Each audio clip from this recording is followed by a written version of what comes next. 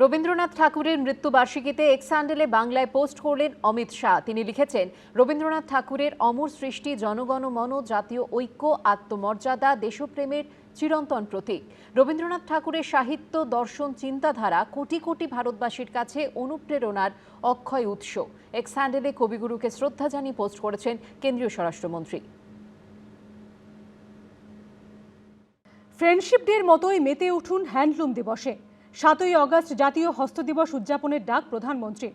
ভারতের তাঁতি এবং হস্তশিল্পীদের সাহায্য করতে তাদের তৈরি পণ্য কেনার আহ্বান নরেন্দ্র মোদী। সোশ্যাল মিডিয়ায় প্রচার চালানোর অনুরোধ জানিয়েছেন প্রধানমন্ত্রী। साथियों, 1905 7 अगस्त हमें भूलना नहीं है। 7 अगस्त 1905 को देश की आजादी के लिए स्वदेशी आंदोलन का प्रारंभ हुआ था और आत्मनिर्भर भारत की नींव डाली गई थी। अंग्रेजों के खिलाफ देशवासियों ने एक बहुत बड़ी लड़ाई लड़ी थी। जन जन जुड़ गया था। अभी पिछले सप्ताह आप सबने फ्रेंडशिप डे मनाया। मैं आज आग्रह करता हूं, 7 अगस्त हैंडलूम डे होता है। हमने इतने ही उत्साह और उमंग के साथ हैंडलूम डे मनाना है और हैंडलूम डे मनाने का मतलब है कि हर गरीब परिवार, बुनकर परिवार जो अपने हाथों से अपनी छोटी छोटी घर में लूम पर कपड़े बनाते हैं और नई नई वैरायटीज होती है। आप देखिए ना, क्या कुछ नहीं है। और आप भी तो इस प्रकार से एक हैंडलूम की वैरायटी के साथ GRWM वीडियो करके जरूर दुनिया के सामने अपनी बात रख सकते हैं। हैंडलूम के लिए लोगों को प्रेरित कर सकते हैं। हमारा काम है आत्मनिर्भर भारत बनाने के लिए हमारे इन छोटे छोटे गरीब परिवारों को भी आर्थिक रूप से समृद्ध करना। आइए हम स्वयं हैंडलूम से कुछ न कुछ खरीदें, उसका एक वीडियो बनाएं और देश और दुनिया में उस वीडियो को प्रचारित करें ताकि हमारे बुनकर भाई बहनों के सामर्थ्य का परिचय दुनिया को भी हो। आइए 7 अगस्त हैंडलूम डे, बहुत बहुत शुभकामनाएं। বিদেশ যাত্রা নিয়ে সুপ্রিম কোর্টের দ্বারস্থ তৃণমূল সাংসদ অভিষেক বন্দ্যোপাধ্যায়। কলকাতা হাইকোর্টের রায়কে চ্যালেঞ্জ জানিয়ে সর্বোচ্চ আদালতে অভিষেক বন্দ্যোপাধ্যায়। বিচারপতি সৌগত ভট্টাচার্যের রায়কে চ্যালেঞ্জ করে সর্বোচ্চ আদালতে গেলেন তিনি।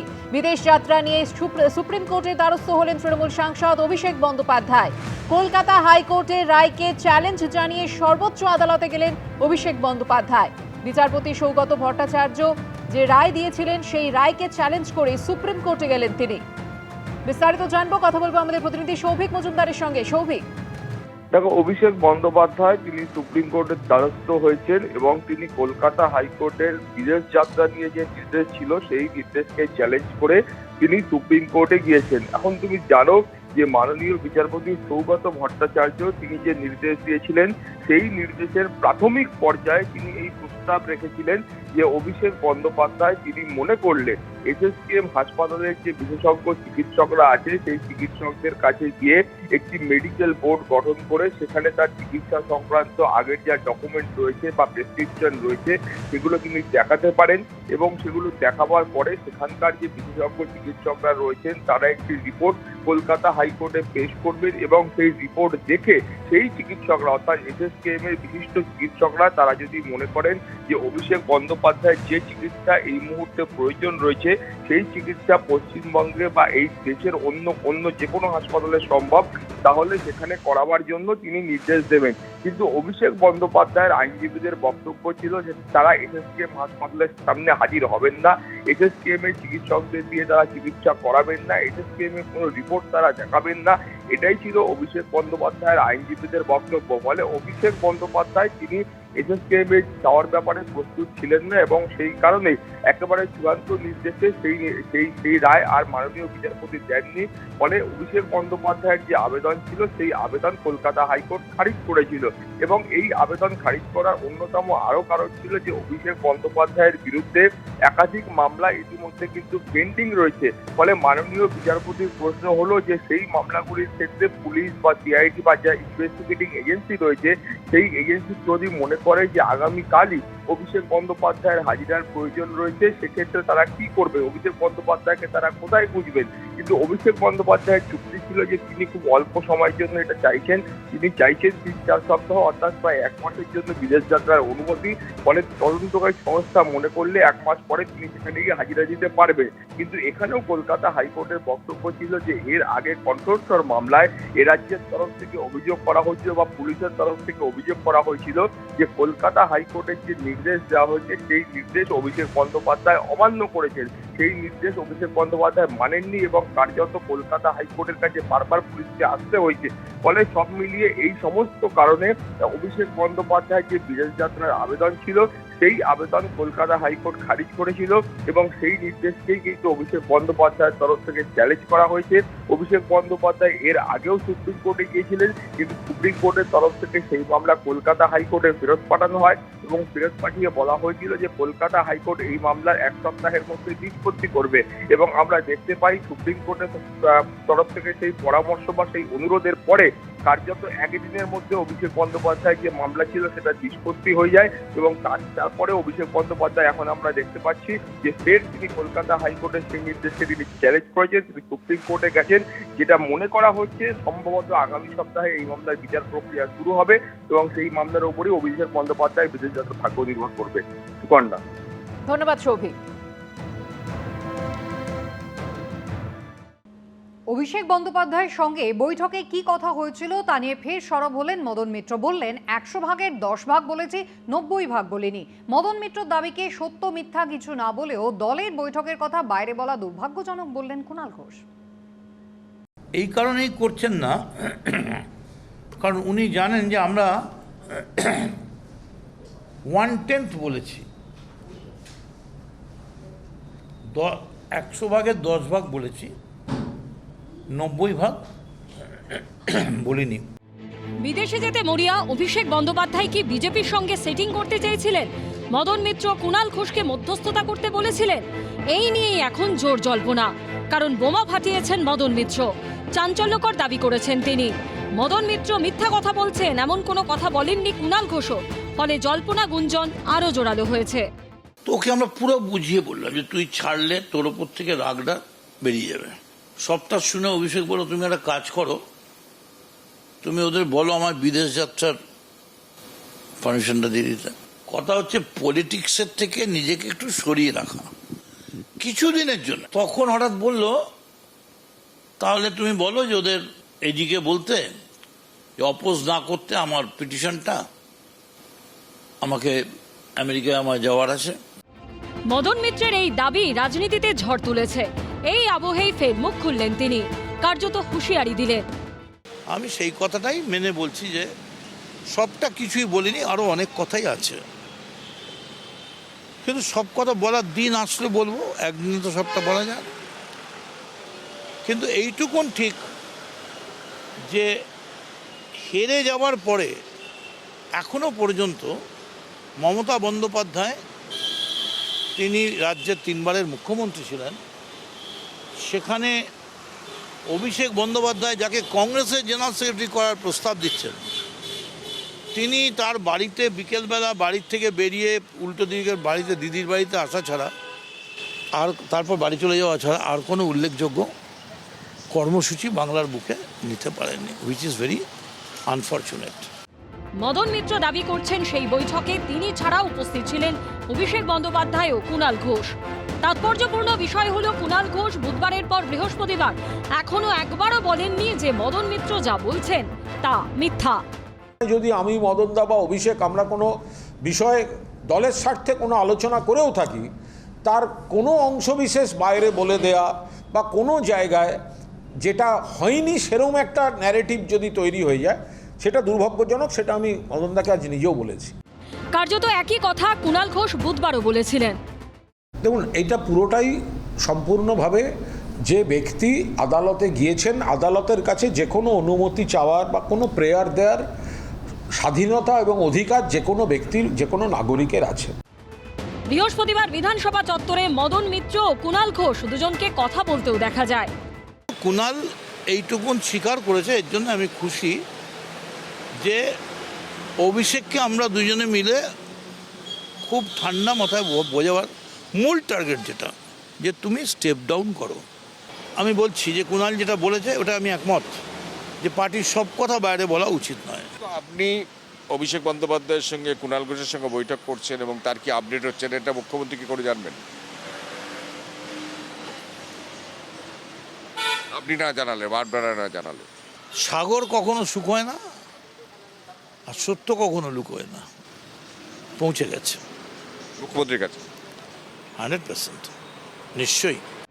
মদন মিত্রর বিস্ফোরক দাবি কালীঘাট বিরোধী তৃণমূলের হাতে নতুন অস্ত্র তুলে দিয়েছে। কুণালবাবু কিন্তু ঠিক ডিনাই করেননি। এখন মদনদা যেটা বলেছেন তো ক্লিয়ার, যে দিল্লিতে তো এই কাজেই গেছিলেন, একটা সেফ প্যাসেজ চাই।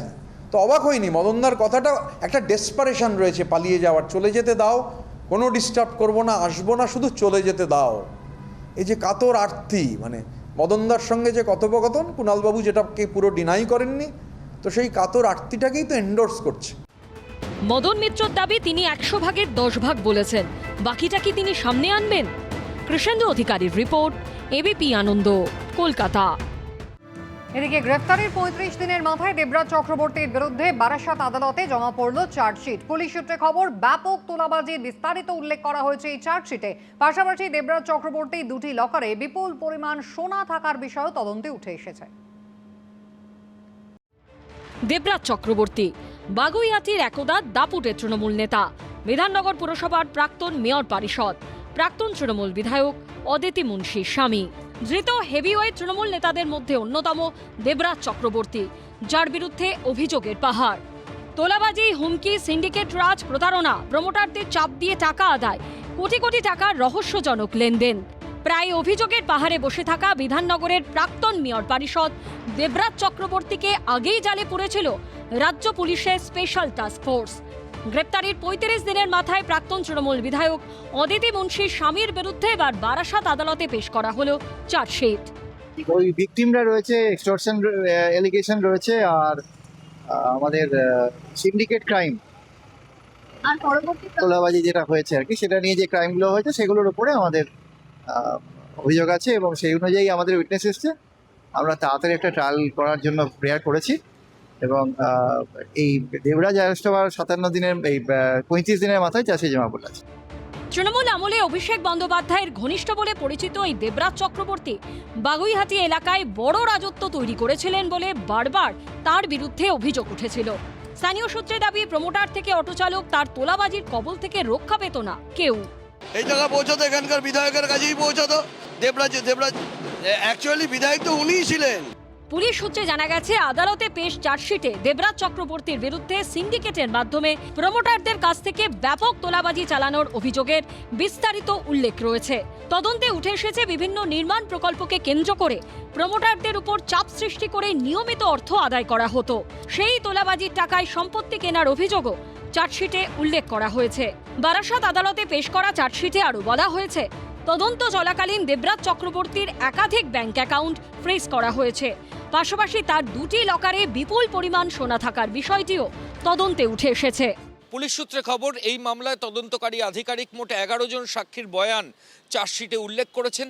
এছাড়াও দেবরাজ চক্রবর্তীর বিরুদ্ধে যে অভিযোগ সামনে এসেছে তার সপক্ষে তথ্য প্রমাণও আদালতে জমা দেওয়া হয়েছে। যার বিরুদ্ধে চার্জশিট দেওয়া হয়েছে, বিচার বিভাগ রয়েছেন, বিচারকরা রয়েছেন, সম্মাননীয় বিচারকরা রয়েছেন, দুপক্ষের উকিল রয়েছেন, জেনে শুনে বিচার হবে, আইনের আমলে সবাই আসবে। পার্টি কারুর জন্য কোনো রকম পলিটিক্যাল ইমিউনিটি স্পেয়ার করবে না। এ নিয়ে কোনো মন্তব্য করব না, এটা আইনের বিষয়। যে ব্যক্তি বা যার বিরুদ্ধে হচ্ছে তিনি বা তারা আইনজীবীরা বলতে পারবেন। চার্জশিট কখনোই ধ্রুব সত্য হয় না, বাট এটা তারা বলতে পারবেন না।